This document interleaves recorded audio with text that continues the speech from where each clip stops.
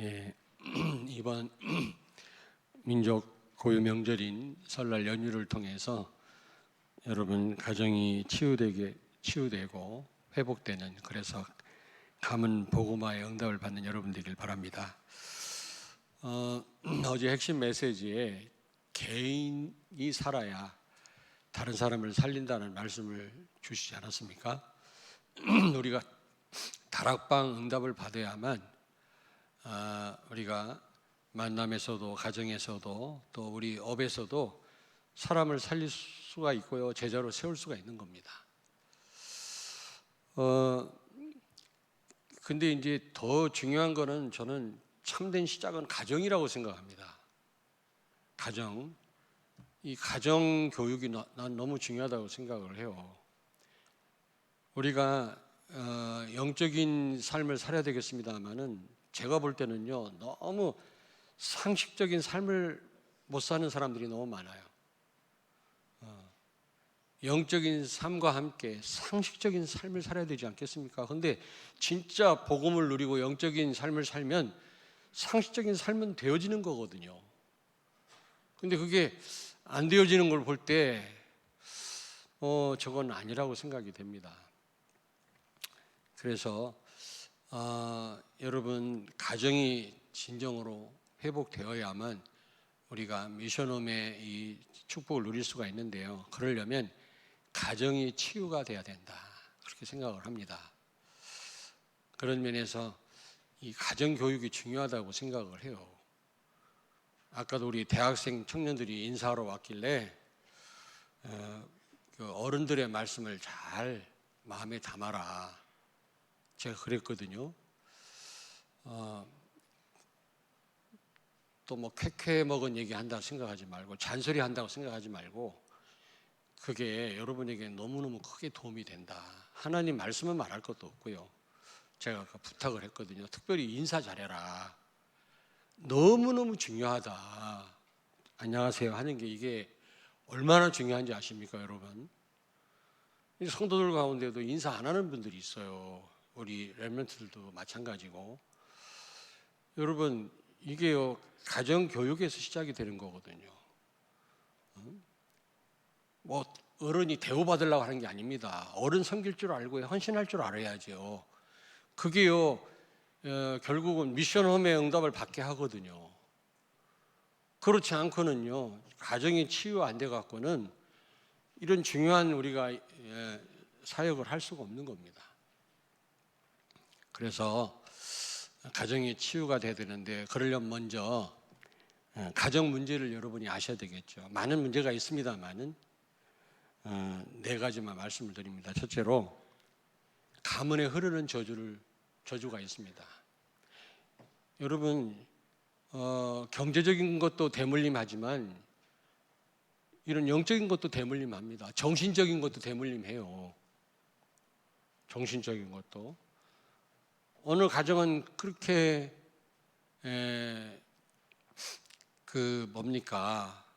그렇게 도박을 해요. 어느 가정은요. 그리고 할아버지가 할머니를 때리고요, 아버지가 엄마를 때리고, 오빠가 새언니를 때리고, 폭력이 그렇게 난무합니다.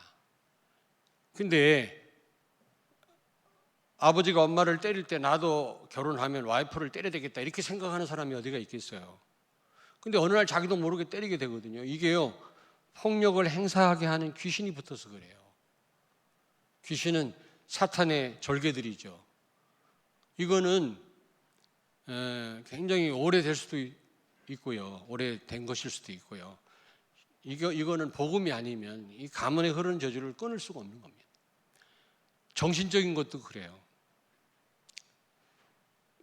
우리 어머님이 평생 그 양로원을 하셨잖아요. 6.25 때 길에 쓰러진 노인들을 모시다 보니까, 피난 가다 보니까 노인들이 버려져 있거든. 그분들을 한 번 한 번 빈집에 모시다 보니까 피난도 안 가고, 그게 양로원이 됐어요. 늘 100여 명씩 노인들이 이제 수용을 하셨는데, 돌아가시면 또 들어오고 또 들어오고.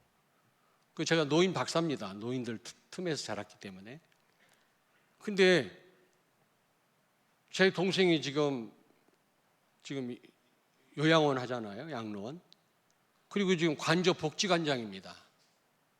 저희 형님은 저기 동대전 복지관장이고 동부교회 담임하고요. 막내 동생 목사는 저 대구에서 요양원 하고 있고요.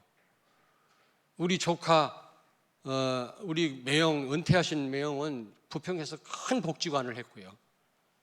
목회도 하면서 교회도 아주 큰 목회를 하셨는데 감리교 목사였습니다. 그리고 그 딸 소라라고 하는 그 목사 사모인데 미국에서 지금 사회복지 분야에서 일을 하고 있어요. 그거 보세요. 그게 정신적인 것도 대물림 된다니까. 그러면 너는 왜 그런 노인 복지에 관해서 관심이 없냐? 관심이 없는 게 아니고 저희 어머님이 연세가 많아서 이제 그 양로 사역을 하실 수 없을 때 노인들한테 투표를 했어요. 팔남매 가운데 누가 원장했으면 좋겠냐? 내가 1등 나왔어. 근데 저는 못 하겠더라고.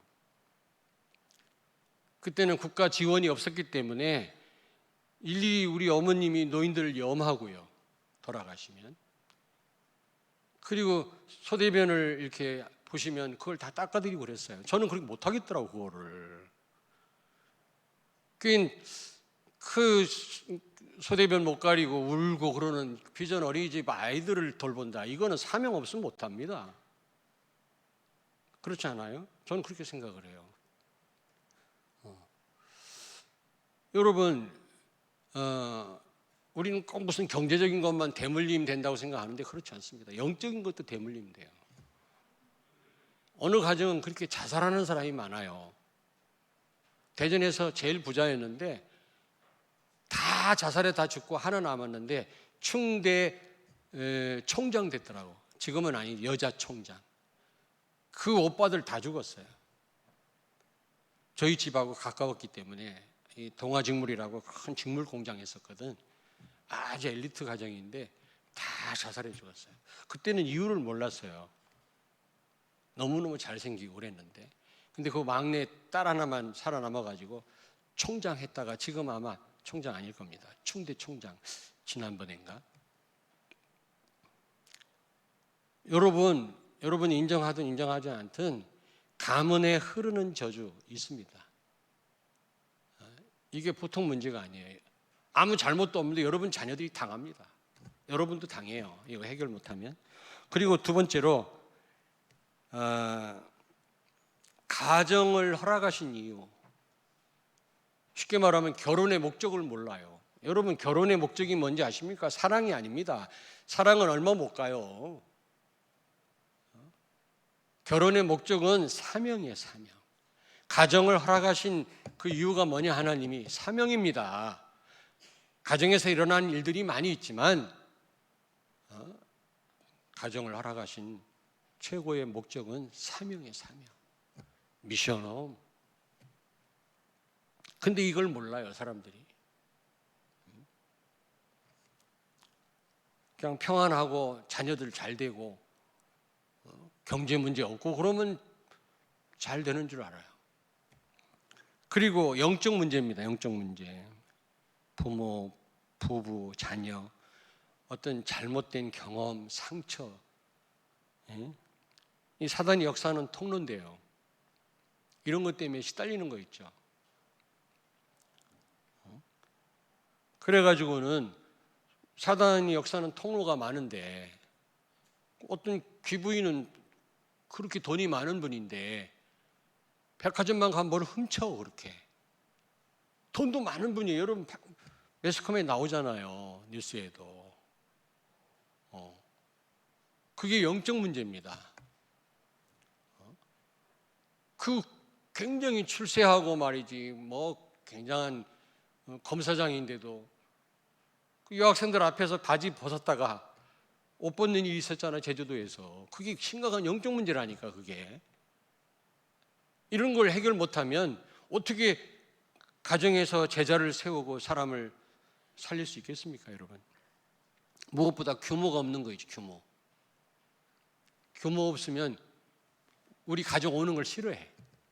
왜냐? 설거지 하는 밥그릇이 이만큼 쌓여 있거든. 그거 볼까 봐. 저는 설교도 하지만 설거지도 합니다.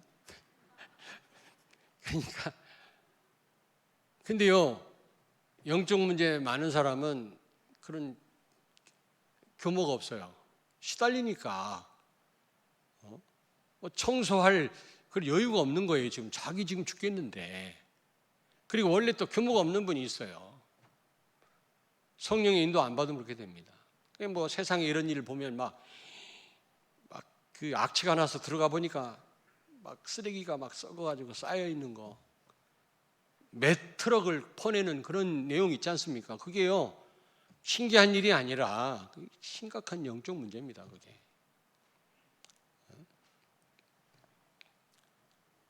그게. 뭐 골동품 같은 거 막 집안에 너무 쌓아갖고 누울 자리가 없어. 그것도 심각한 영적 문제예요. 뭐 그림 같은 거 그려놔가지고요. 그림 그리지 말란 말이 아니에요. 또 온 사방에 붙여놔가지고 정신이 하나도 없는 거, 이게 심각한 영적 문제라니까. 그래가지고 가정 사역이 어떻게 되겠냐고. 여러분, 제가 아까 얘기했습니다만 아들이 군대에 갈 나이인데 영적 문제가 심각하게 와서 8층에서 자기 방이 집이 8층인데 떨어져 죽으려고 여차하면 문을 안 열어줘요. 밥그릇 들여주면 먹고 내보내고. 그래서 제가 갔더니 정산도 책이, 대순진리교 책이 책꽂이에 꽂혀 있는 거 있죠. 막 결박기도 하고 문 열어달라니까 나는 또 열어주더라고. 한 대 얻어 맞을 줄 알았더니 다행히 맞지는 않고요. 복음전에서 영접을 했어요. 그리고 이제 다락방이 시작이 됐는데, 왜 하다가 중단이 됐냐면, 그랬어요. 결혼도 해야 되고 앞으로 군대도 가야 되고 중요한 일을 해야 되는데 복음이면 된다. 그래 놓고 시작을 했는데 개가 한 10마리가 넘어. 아니, 개 키우지 말란 말 아니에요. 에? 오해하지 마세요. 근데 개가 10마리 넘는데 이게 막 다락방 하려면 와갖고 막 나를 핥고 막 일로 왔다 갔다 하고, 그걸 또 안 말리네. 아까 제가 개새끼라고 그랬다는데 그 말을 안 했어. 그건 내가 그냥 표현이, 제가 원래 그렇지 않습니까? 치유가 안 돼갖고 그런 말을 안 했는데 짜증을 냈더니 그 여자분이 다음부터 오지 말래. 자기 아들보다 그 개 키우는 게 더 중요해. 한두 마리가 아니라 한 10마리가 넘다니까. 그거 심각한 영적 문제 아닙니까? 여러분, 한번 얘기해 보세요. 한두 마리 키우지 말라고 그랬어요? 그래가지고 무슨 사역이 됩니까? 그러니까 그 아들도 심각한 문제가 왔지. 규모가 없는 거, 이게 가정 문제죠. 그렇다면 미션홈의 축복이 뭔가, 그것도 알아야 되지 않겠습니까? 이 응답을 받으려면 첫째로 말씀과 삶을 병행할 수 있는 사역이기 때문에 굉장히 여러분 제자 세우는 데 유리합니다. 다락방에서는 메시지만 하잖아요. 물론 그 잠깐 또 일어난 역사도 있습니다만은, 가정에서는요 삶을 또 보여줄 수 있거든요. 뭐 잠깐 불러갖고 양육해서 보내는 경우도 있지만 같이 며칠을 같이 있을 수도 있거든요. 다시 말하면 예수님도 제자들과 동거했어요. 이것처럼 좋은 훈련 방법이 없어요. 동거. 하나님 떠난 인생 비참한 모습 보여주었죠. 그리스도 선포했을 때 귀신이 떠나가는 걸 제자들이 직접, 이것처럼 확실한 방법이 없다니까. 미션홈의 장점입니다, 이게. 그리고 예수님이 모범을 보이셨어요. 동거하면서. 제가 지난 금요일 날 말씀드렸습니다만은, 그러면 예수님 제자 가운데 왜 여자가 없냐? 여자가 무능해서가 아니라고 그랬잖아요. 3년 공생의 기간 동안 빨리 제자를 세워놓고 예수님 가셔야 되는데, 모델로 여자가 있으면 조금 불편해, 같이 다니려면. 그래서 그런 거지, 여성이 무능해서가 아닙니다. 오해하지 마십시오, 남자들. 남자보다 훨 나아요. 또 시비 걸라 또. 말을 못해 무슨.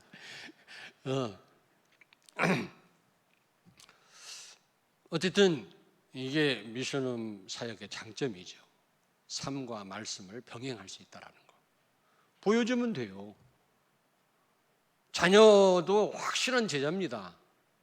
우리가 완전할 수는 없지만 정말 우리 중심이 그리스도를 향하고 있고 복음이라면 자녀들도 뭔가 영향을 받지 않겠어요? 또 보여줘도 또 잘못된 자녀도 있어요. 근데 언젠가는 돌아옵니다. 지가 가봐야 뭐 어딜 가겠어요? 하나님 은혜를 거슬릴 수 있습니까? 불가항력적인 하나님 은혜로 우리가 이 자리에 와 있지 내 뜻대로 와 있는 사람이 있어요? 그리고 두 번째로는 미션홈의 축복이 뭐냐면 사역에 방해를 안 받아요. 공산주의 사회나 이슬람 국가에서도 돌아다니면서 전도하면 당장 죽어요. 추방됩니다. 우리 김진명 선교사님도 가정 지금 뭐 스스로 나왔다고는 하지만 지금 거의 추방이거든요. 거기서는 선교 못해요. 이미 먼저 나오셨어요. 그래서 지금 격리 중에 있거든. 10일 동안. 이제 한국에서 생활하시다가 또 이제 재파송 준비를 해야 되겠죠. 이제 어떻게 하나님 인도하실지 모르겠습니다만은 아마 며칠 후에 우리 교회 방문할 겁니다. 그 가정을 위해서 기도해 주시길 바라고 2월 중순경에 12일인가 그 식구들 이제 사모님하고 딸들이 나올 겁니다. 여러분 아무리 이렇게 방해를 해도 지금 비자 문제 때문에 나오는 거지 그렇지만 않다면 가정에서 사역하는 건 못 말려요. 공산주의도 그거를 방해하지 못합니다. 이슬람도 방해하지 못합니다. 가정까지 손을 댔다 폭동이 일어납니다. 그러면 그러니까 방해 안 받고 조용히 제자 세고 사람 살릴 수 있는 방법이 미션홈 전략이에요. 세 번째로 다락방에서 일어난 뭔가 제자 될 사람을 따로 불러가지고 가정에서 제대로 세워가지고 다른 다락방 문을 자꾸 여는 겁니다. 다락방이 확산되는 거죠.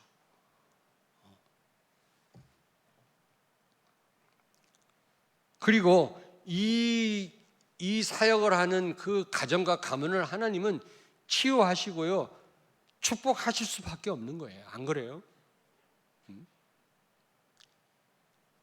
루디아의 가정 오늘 본문 말씀에 지금 언급하고 있습니다만은 이 가정이 다락방으로부터 시작해가지고 바울을 만나서 예수 영접해가지고 다락방 시작해갖고 그게 미션홈이 되고요 나중에 지교회 되고 빌립보 교회가 돼가지고요 우상을 섬기는 법이 있는데 그 법을 철폐시켜버렸어요. 교회사에 나옵니다. 얼마나 큰 복을 받았겠습니까? 자세한 기록은 없지만 아니 육신적인 복을 못 받았다 할지라도 얼마나 영광스럽냐고요. 성경에 기록돼가지고 지금 우리가 보고 있지 않습니까? 그 축복이 큽니다. 여러분 후대가 받을 복이 크다고요.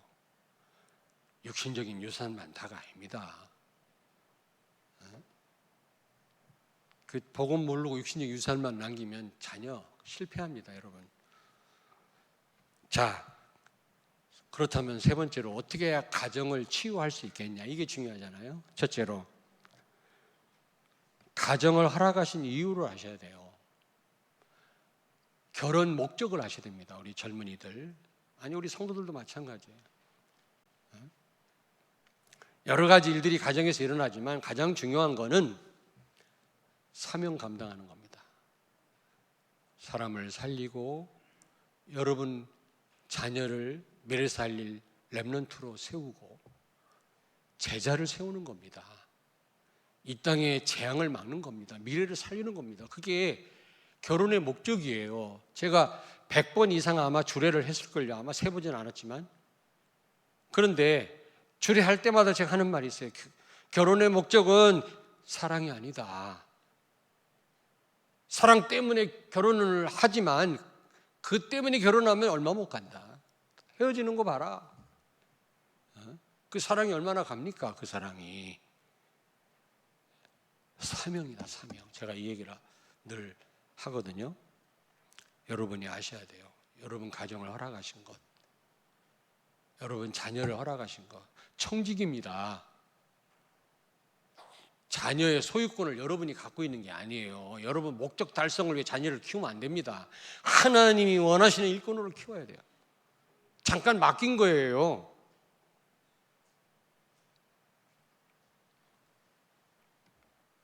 내가 원하는 대로 내 목적 달성, 내가 하지 못한 걸 하게끔 자녀에게 요구한다면 그건 잘못된 겁니다, 여러분.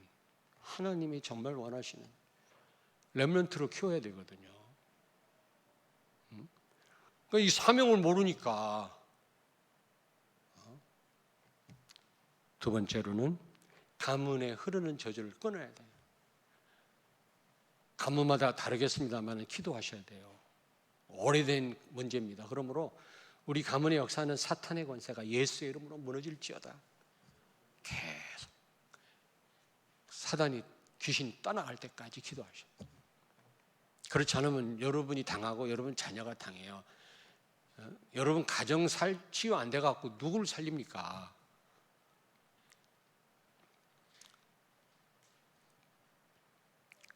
그리고 출애굽기 2장 1절에 보니까 레위 남자와 레위 여자가 결혼해서 모세를 낳았다고 그랬거든요. 왜 레위 남자, 레위 여자를 강조했을까요? 언약의 사람들이 결혼했단 말이죠. 복음 가진 사람들이. 그게 중요합니다. 여러분, 예수가 그리스도다. 십자가에서 모든 문제를 끝냈다. 예수 안에 다 있다. 이 답 나온 사람끼리 결혼했다 그 말이에요. 그러니까 모세 같은 인물이 태어난 거예요. 혹시 불신자하고 연애할 수 있겠죠. 그러나 어쨌든 복음 알아야 돼요. 불신자가 예수 영접하고 복음을 알고 영적인 세계를 알아야 돼요. 그래야 이런 미션홈의 이 축복을 누릴 수가 있는 겁니다. 그렇지 않고는요.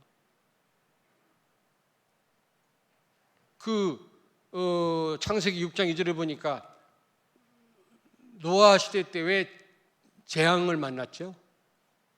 왜요? 하나님의 아들들이 사람의 딸들하고 결혼했다고 그랬거든. 외모만 보고 자기 좋아하는 여자를 취했다고 그랬거든요. 언약은 상관이 없어요. 복음은 상관이 없고. 하나님의 아들이란 말은 언약 가진 사람들이고 사람의 딸들이란 말은 언약이 없는 여자들이거든요. 불신결혼을 한 거예요. 그 시대 재앙을 불러온 거 있죠, 여러분. 불신결혼은 무조건 전 반대하는 사람 아니에요. 제대로 복음을 알게 해야 돼요. 예수 영접하고. 여러분 때문에 이 축복 속에 들어오게 해야 돼요. 그래야만 그 가정을 하나님이 지키시고요. 미션홈의 이 사명을 감당할 수 있다니까. 아멘. 예수가 그리스도다. 여러분 이 언약 잡고요. 여러분 자녀가 이 언약을 깨달았다. 이게 보통 가정이 아닙니다. 진짜입니다. 내가 그냥 하는 말이 아니에요. 그냥 하는 말이 아니에요.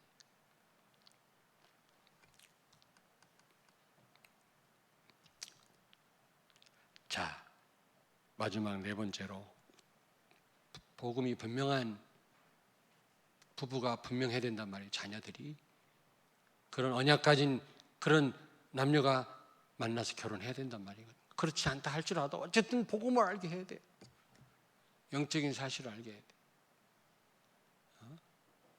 대적을 몰라가지고는 부부가 서로 대적 노릇을 한다니까. 진짜 대적을 모르니까. 그러면 안 되잖아요.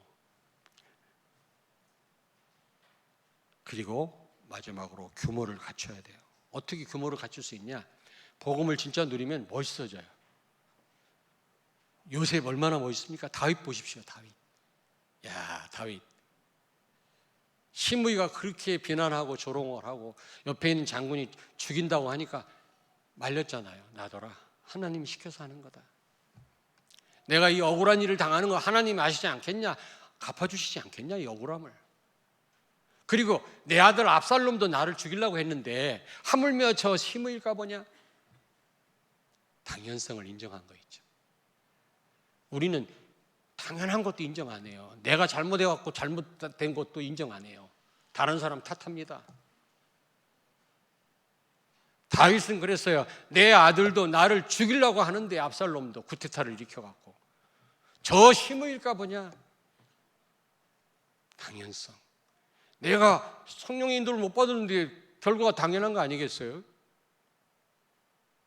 원인을 나한테 찾아야지 왜 다른 사람에게 찾고 교회에게 찾습니까? 성령의 인도 받으면 됩니다. 말씀과 기도. 그래서 제가 금요일 날 3가지 평생 질문하라고 그랬죠. 나 자신에게. 첫째가 뭐라고요?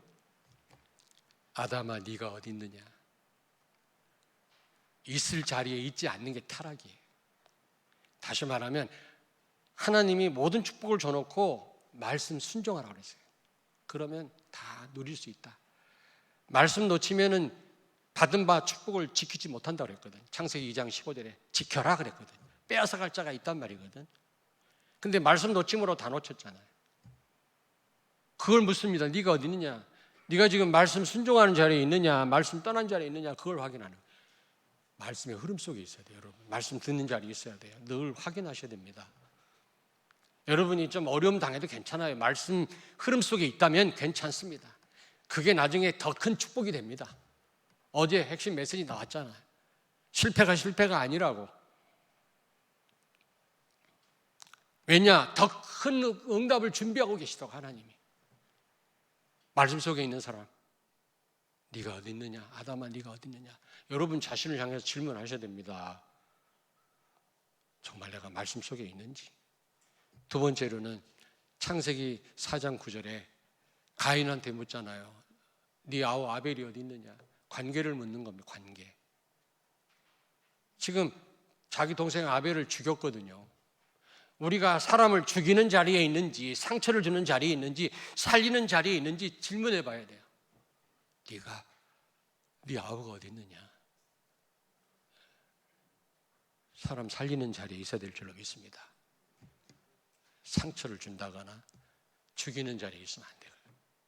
이거는 평생 질문해야 돼요. 그 다음에 세 번째로 마태복음 16장 15절에 사람들이 나를 누구라 하느냐? 예수가 그리스도임을 여러분 아시잖아요. 근데 그걸로 끝나면 안 돼요. 오직 돼야 돼요. 오직. 예수님을 이렇게도 알고 저렇게도 알고, 예수님을 이용하는 사람도 있고, 예수님 자체가 목적이 아니라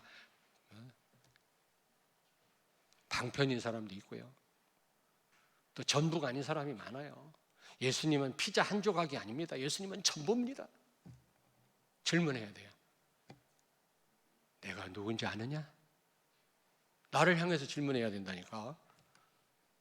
나를 누구라 하느냐?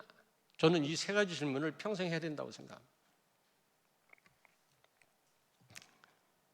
마태복음 7장 16절 20절에 보니까 열매로 그 나무를 안다 그랬거든요. 나무를 한 번도 안 봤어도 열매를 보면 아, 나무가 좋은 나무다 알 수 있거든요. 여러분 망고 나무 봤습니까? 난 아프리카에서 많이 봤거든. 여러분 못 본 분 많을 겁니다. 좋은 나무야 나쁜 나무야? 이것도 질문이라고. 좋은 나무. 왜냐? 좋은 열매, 맛있는 열매 맺잖아요. 일본에 가니까 망고 하나가 5만 원이라. 그렇게 비싸대 망고가. 일본에는. 어쨌든 우리가 삶으로 구원받은 건 아닙니다. 행위로. 그러나 우리의 삶을 보면 저 사람이 진짜 구원받은 사람인지 아닌지를 알거든요. 규모가 없다. 뭔가 이 영적인 리듬을 못한다. 성령의 인도를 안 받는 거예요. 복음 못 누리는 겁니다. 혹시 어제 밤에 밤늦게 게임하다 오신 분 손 들어보세요. 뭐라 안 할게. 틀리면 좋을 겁니다.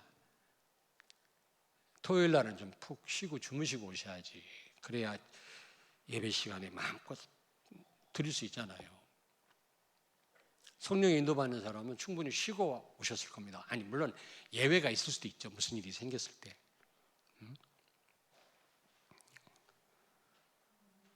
꼭 구원파처럼 행동해요. 우리는 구원받았으니까 구원은 절대로 취소 안 되니까 뭐 마음대로 살아도 된다고 생각합니다. 천만의 말씀. 그런 말 없어요 성경에. 참된 믿음은 행위를 수반해요.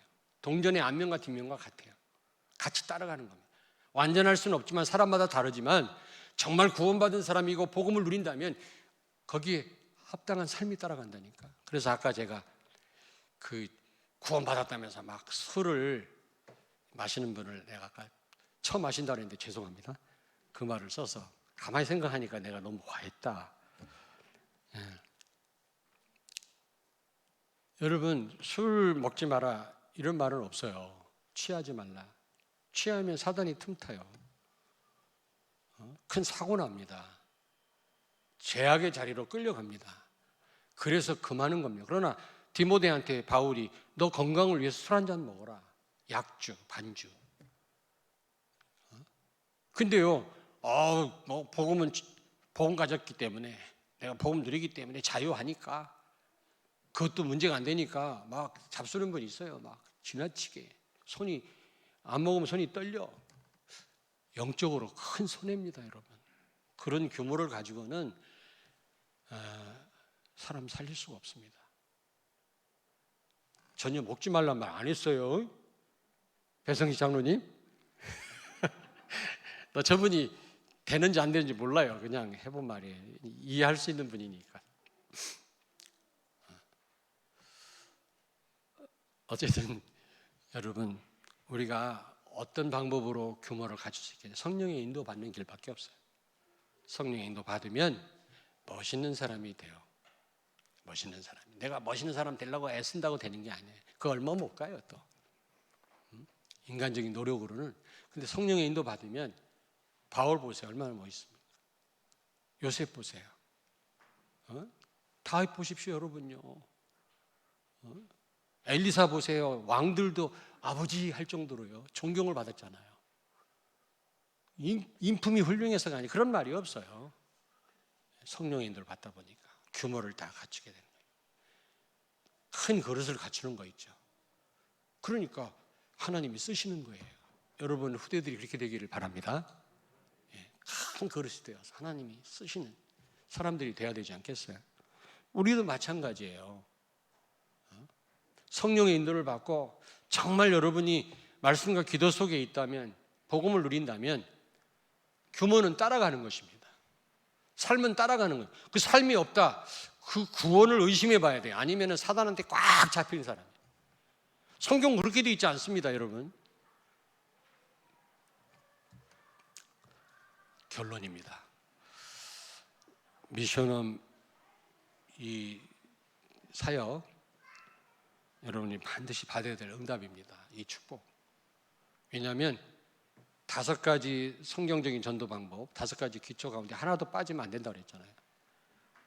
그러면 전 삶이 안 되는, 우리가 전 삶이 되어져야 세계복음화가 되는 거예요. 하나라도 빠지면, 개인이 안 되면 안 되고, 수없이 만나는데 만남 속에서 아무것도 못하면 안 되는 거고, 계속 직장에 있는데 거기서 한 사람도 못 살린다면 그것도 안 되는 거고, 가정이 얼마나 중요한데 가정에서 아무것도 못하고 있다면 안 되는 거고, 지역 정도 한 동을 내가 책임 못 진다면 또 안 되는 거예요. 반드시 받을 응답이에요. 이거는 절대입니다. 두 번째로, 미션홈이 지교회가 되도록 여러분이 목표를 정해야 됩니다. 루디아의 가정이 다락방부터 시작해가지고 이게요, 나중에 미션홈, 나중에 지교회가 돼서 나중에 개교회, 빌립보 교회가 돼가지고요, 빌립보를 완전 뒤집었다니까. 이런 목표를 가지고 기도를 시작하는 여러분 되기를 주의 이름으로 축원합니다. 빌립보의 우상 섬기는 법을 철폐시켰어요. 교회사에 나와요. 기도하겠습니다. 하나님 감사합니다. 정말 이번 연휴 기간을 통해서 가문 복음화가 되어지게 하시고, 가문의 저주가 무너지게 하시며, 가정이 치유되고 회복되어져서 미션홈의 축복을 누리는 우리 성도들의 가정들이 되게 하여 주옵소서. 우리 렘넌트들이 정말 하나님 쓰시기에 합당한 큰 그릇들로 이제 준비되어져서 나라와 민족과 미래와 시대를 살리는 그런 주역들이 되게 하여 주옵소서. 예수님 거룩하신 이름으로 기도하옵나이다. 아멘.